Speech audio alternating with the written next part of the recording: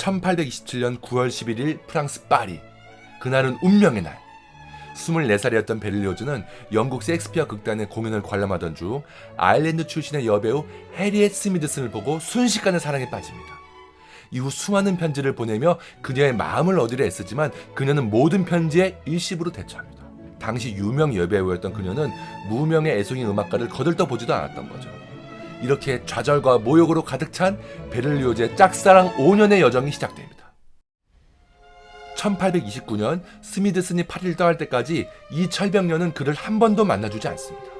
결국 베를리오즈는 그녀의 마음을 사로잡기 위한 프로젝트를 생각해냅니다. 바로 자전적 내용을 기반으로 음악을 작곡하여 발표하기로 한 건데요.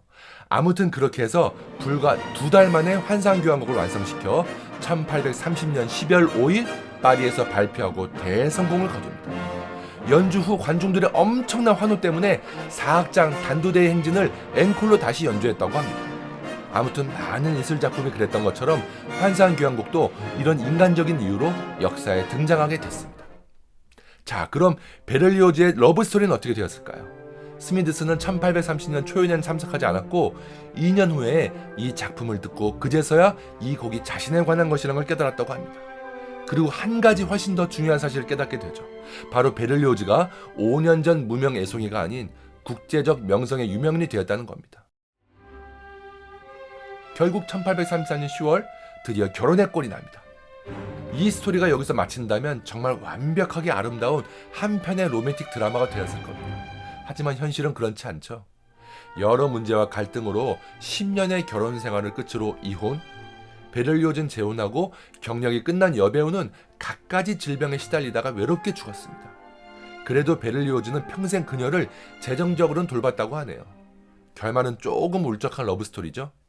이 작품은 몽상과 무도회장 그리고 전원의 풍경으로 시작하여 단두대로의 행진과 악마적인 광경으로 끝나는 젊은 음악가의 아편 환각으로 펼쳐지는 이야기를 담고 있습니다.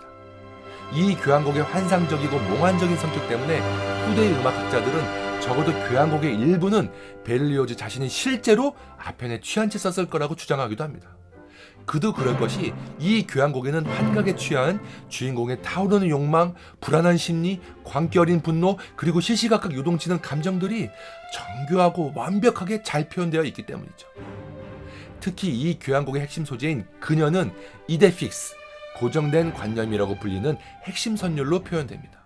꿈속, 무도회장, 들판, 그리고 단두대까지 때와 장소를 막론하고 그녀의 선율은 수시로 등장해 남자의 마음을 내내 지배하며 이끕니다. 결국 이 교향곡은 여성에 대한 짝사랑으로 절망과 파멸의 늪에 빠진 한 남자의 이야기를 담은 표제 음악이라고 할 수 있는데요.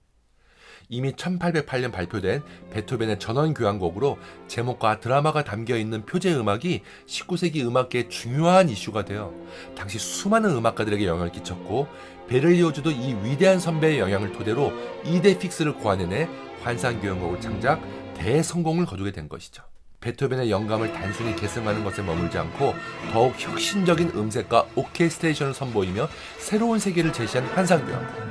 특히 이데픽스는 이후 19세기 낭만파 음악의 중요한 예술적 지표가 되어 리스트, 와그너, 리하르트 슈트라우스에게 계승되고 20세기 웨스트 사이드 스토리나 레미제라블 같은 뮤지컬에까지 영향을 끼치게 됩니다. 병적일 정도의 감수성과 불같은 상상력을 지닌 젊은 음악가가 뜨거운 욕정과 절망이라는 구덩이에 빠져 스스로를 파괴한다. 환상교향곡에 대한 베를리오즈의 표현처럼 위험하고 위태로워 보이나 그래서 더 환상적이고 치명적인 매력을 지닌 놀라운 음악, 베를리오즈의 환상교향곡이었습니다.